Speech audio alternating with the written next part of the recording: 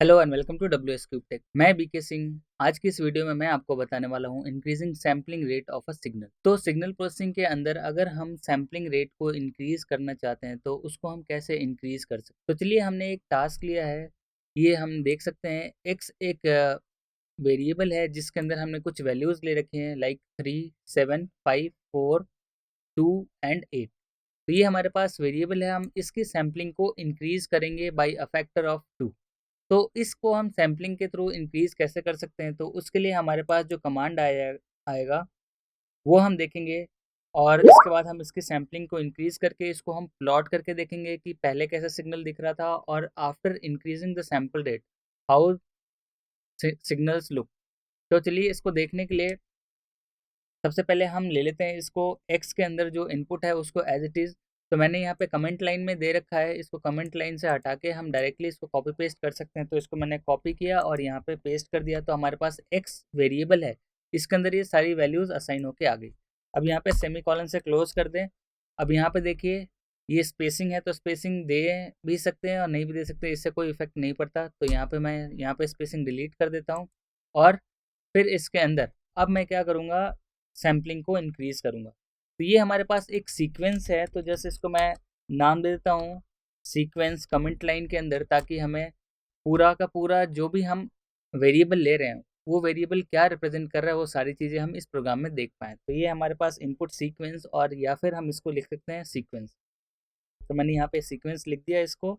और फिर हम ले लेते हैं वाई वेरिएबल, जिसके अंदर हमें इसको इंक्रीज करना है सैम्पलिंग को। तो इंक्रीज करने के लिए जो हमारे पास जो फंक्शन होता है वो होता है अप सैम्पल। तो हम ले रहे हैं अप सैम्पल फंक्शन।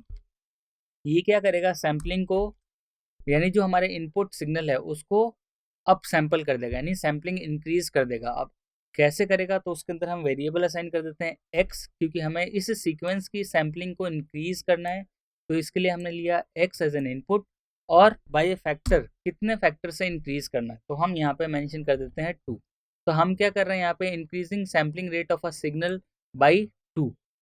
तो हम 2 से इंक्रीमेंट कर रहे हैं इस सैम्पलिंग को, और फिर हम इसको ब्रैकेट को क्लोज कर देते हैं और फिर सेमीकोलन लगा देते हैं। तो ये हुआ, इंक्रीज हो गया सैम्पलिंग रेट बाई 2। तो हम यहाँ पे इसको कमेंट लाइन के अंदर लिख सकते हैं, इंक्रीज कर दिया सैम्पलिंग रेट को बाई अ फैक्टर ऑफ 2। तो ये हमने लिख दिया। अब इसी के अंदर हमने एक्स और वाई दो वैल्यूज आएंगी। एक्स के अंदर हमने directly as an input sequence लिया और वाई के अंदर हमारा अप सैंपल होके आ गया। तो चलिए, इसको हम डायरेक्टली देख सकते हैं। देखने के लिए हम डिस्प्ले फंक्शन का यूज़ ले सकते हैं। तो डिस्प्ले हमने लिया, display X as well as हम क्या कर सकते हैं, डिस्प्ले कर देते हैं वाई। तो दोनों वैल्यूज़ क्या होंगी हमारे पास, शो होके आ जाएंगी। तो चलिए, एक बार इसको रन करते हैं, उसके बाद हम इसको प्लॉट करके देखेंगे कि उन दोनों में कैसा डिफ्रेंसिएशन आ रहा है, यानी हम अलग अलग वेवफॉर्म को सैंपल करेंगे तो हमारा वेवफॉर्म कैसा दिखेगा। तो चलिए, मैं इसको रन करता हूँ। इसको जैसे ही रन किया, आप देख सकते हैं यहाँ पे कमांड विंडो के ऊपर, ये रहा हमारा कमांड विंडो। कमांड विंडो के ऊपर हमारा फाइल नेम आ गया, increasing sample rate plus x के अंदर हमने जो वैल्यूज ली थी 3, 7, 5, 4, 2 and 8।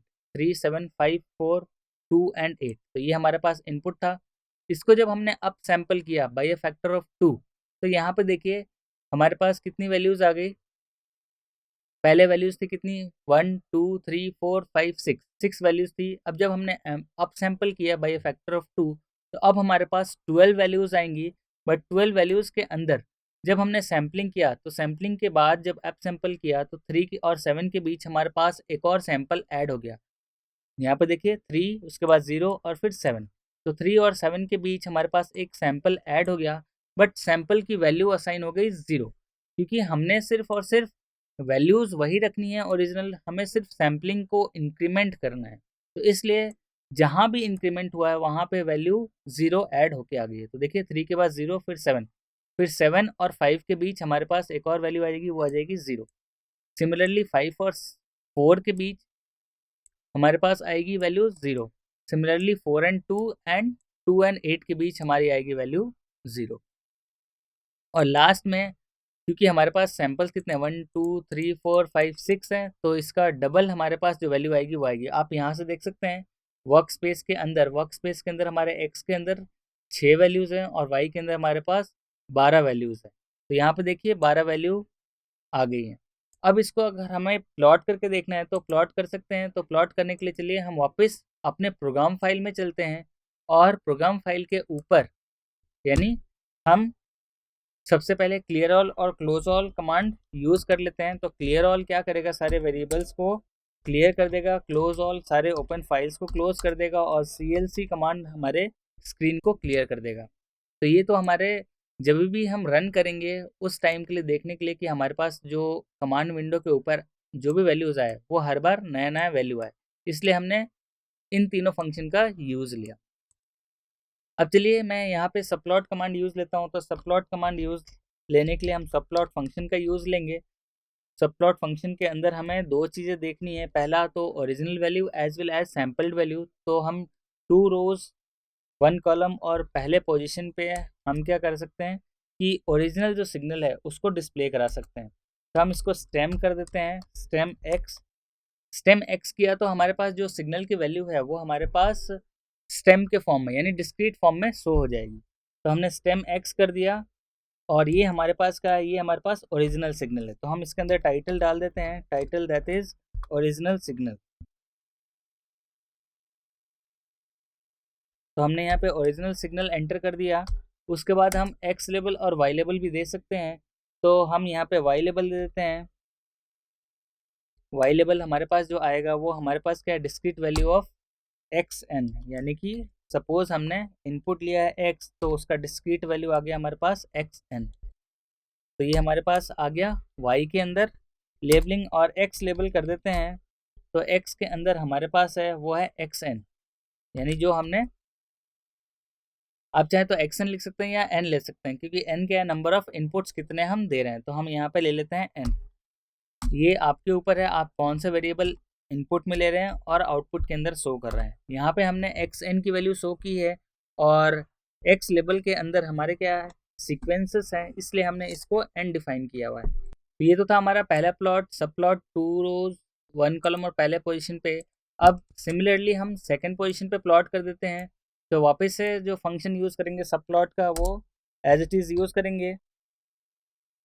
2 rows first column and second position पे वापस से हम स्टेम क्या करेंगे, अब स्टेम वाई करेंगे। क्यों, क्योंकि अब हमारे पास जो सैम्पलिंग हमने इंक्रीज की है उसकी वैल्यू को शो करना है। तो टाइटल फंक्शन यूज़ लिया हमने और टाइटल के अंदर अब हम टाइप कर देंगे कि इंक्रीज सैंपल सिग्नल, ये लिख सकते हैं इंक्रीज सैंपल सिग्नल बाय 2। तो ये हम लिख सकते हैं, इसको सिंगल कोट में डालने के बाद क्लोज कर दें। तो ये हमारा टाइटल हो गया और वाई लेबल और X label as it is हम लिख देंगे। तो वाई लेबल हमने लिख दिया यहाँ पे, वाई लेबल और हमारे पास एक्स और एन और फिर सिंगल कोट के अंदर हमने इसको क्लोज कर दिया। सिमिलरली एक्स लेबल के अंदर हम वैल्यूज ले लेते हैं एन। तो आप देखिए यहाँ पे हम कैपिटल आई कर देते हैं इसको।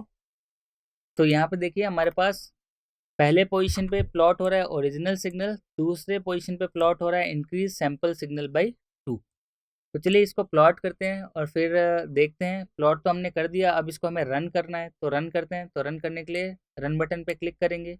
तो जैसे ही रन करेंगे हमारे पास एक्स और वाई की वैल्यू तो यहाँ शो हो जाएगी इस कमांड विंडो पे, लेकिन हमारा जो वेव फॉर्म है वो अभी आ रहा है। देखिए यहाँ पे बिजी दिखा रहा है, बिजी का मतलब वो रन हो रहा है।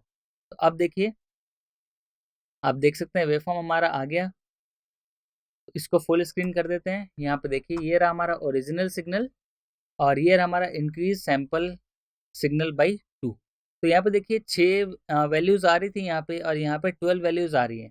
अब यहाँ पे देखिए जैसे 1 यहाँ पे था और 2 पे हमारे पास वैल्यू थी वो हमारे पास 7 के आसपास थी।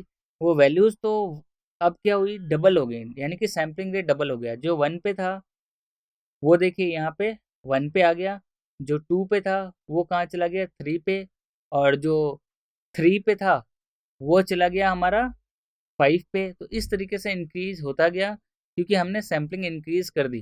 तो इंक्रीज करने पे आप देख सकते हैं सैंपल्स के आउटपुट, ये हमारा इनपुट सिग्नल ओरिजिनल सिग्नल जो पहला वाला है, और दूसरा हमारे पास सैम्पल्ड इंक्रीज सैम्पल्ड सिग्नल।